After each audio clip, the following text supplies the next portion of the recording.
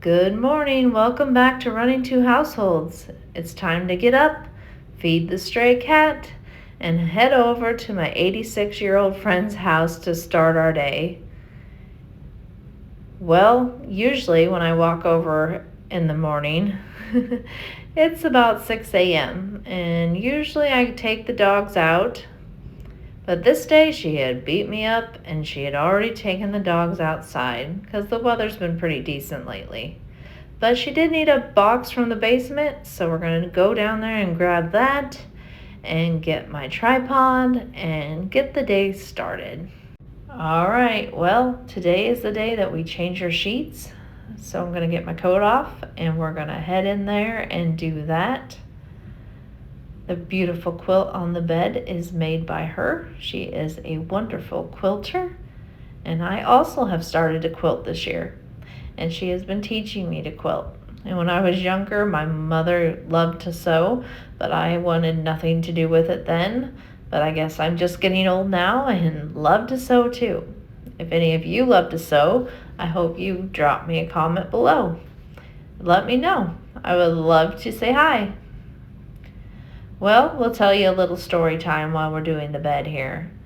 When I first moved here to this town, I had worked in healthcare all my life. I had been raised by, with my grandparents. I'd always been around the older generation, and, emotionally, it will take a toll on you eventually because you get connected to people and they eventually pass away, and then you get connected to the next person and they pass away. So I had decided that I am no longer going to get connected to any older person. And so when we moved in here, her husband at the time showed up at our house. And I thought, oh no, we're living right next to these two older people.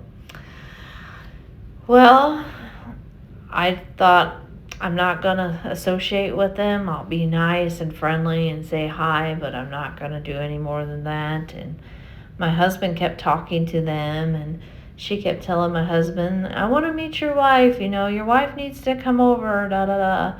And I told Robert, no, I'm not going to do it. I'm not going to come over there because I knew if I did, I'd get attached because that's how I am. And so I would literally, she would come out to walk her dogs, and if I was outside, I would hide so she couldn't see me, hide in the garage, go back in the house so she couldn't see me. But after, I don't know, maybe 6 months or so, she just kept telling my husband, you gotta have your wife come over. So I finally broke down and came over and started talking to her, and it's history from there, honestly. And her husband ended up passing away a few months later, and we've been friends ever since. And then about a year and a half ago, I started doing daily tasks for her that were getting harder for her to do, and then it turned into all the time, and here we are, and I love every minute of it.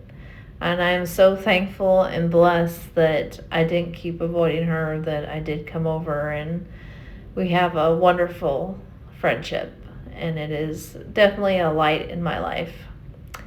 Okay, right now I'm getting the crock pot out and going to cut up a bunch of chicken. And you may think this chicken is for us to eat, but no, it is for the dogs.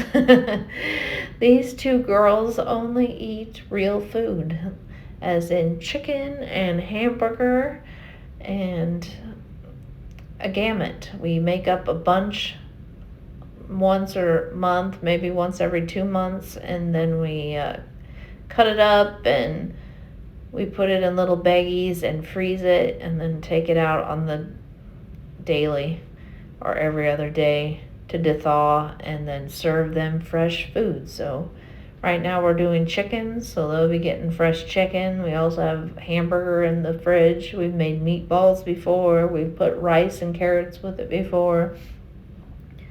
But chicken seems to be something they will usually eat. They are very picky though. And also when I bring supper over in the evenings, like if I'm making something with hamburger, I'll fry some hamburgers separate for them and feed them that, or chicken, or whatever kind of meat we got going on. So they are very pampered, and they are fed very well and taken care of very well. So we're going to let that sit in the crock pot for a good share of the day, and then I'll bag it up later. It won't be on camera, but we'll get all the dishes cleaned up here from me making the chicken mess, and sanitize the sink, get that all taken care of, and head on to our next task of the day, right? If you have animals, I'd love to know. Dogs, cats, gerbils, ferrets, whatever you have. Let me know in the comments, what kind of animals do you have? Do you like animals in the house? Do you not like animals in the house? I'd be interested to know.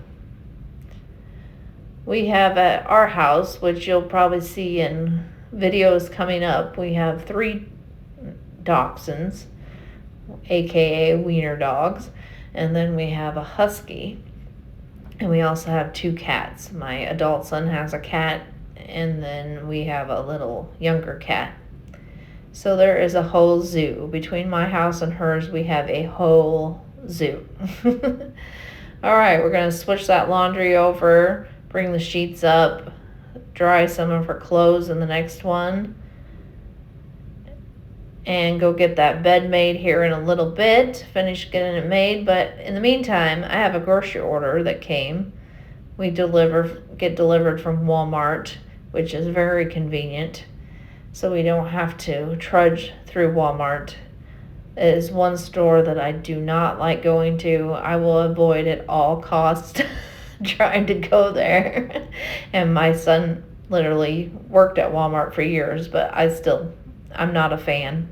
So if I can have it delivered, I do so. And that's what we did on this day, just getting her some basics. She is low income, so I do have a wish list for her, an Amazon wish list on the description of my YouTube channel, just for her basic needs, because I end up helping her out a lot, buying some of her basic needs. So if you are interested in helping support her, there is an Amazon wish list there. This little area here in her closet is what I call our Walmart. So I try to stock it with stuff for her so she doesn't have to spend her money and go to Walmart or stuff like that. So we call that our little Walmart. So if she's out of something and she'll say, well, I'm out of this. And I'll say, did you check Walmart? And she'll say, no. And I'll go, well, go check Walmart. And here I'm just putting the meat away. We got chicken for the dogs for the next time we have to make a batch of chicken.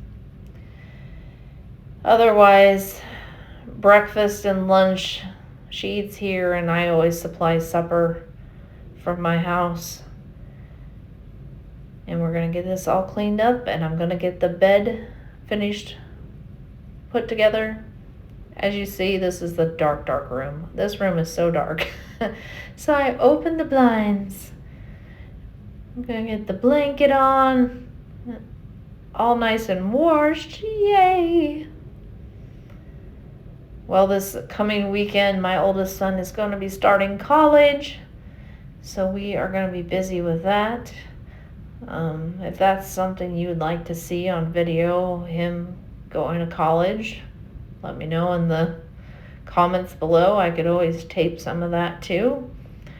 And hopefully that will go well. It's only an hour away from our house, but he's going to live on in the dorms. And I'm excited for him, and I hope it is a good journey for him. It's always nerve-wracking for young people to move out for the first time, but I think it will be really, really good for him. There's the quilt that I made, the one I'm putting on top of the bed there. I gave that to her for her birthday, not this year, but the last year. It was my first ever quilt. and has butterflies on it because she loves butterflies. If you can't tell, there's butterflies here and there through her whole house. Getting those sheets folded, those dreaded fitted sheet. Anybody else like folding fitted sheets? Because I don't. And then a few clothes and stuff to put away as well. Well, that's about a wrap for me today. I did more off camera, but I didn't record it. But thank you for joining me today. Each one of you have truly been a blessing to me. I hope you'll keep watching. Hit that like and subscribe button. And have a great day, everyone. Bye now.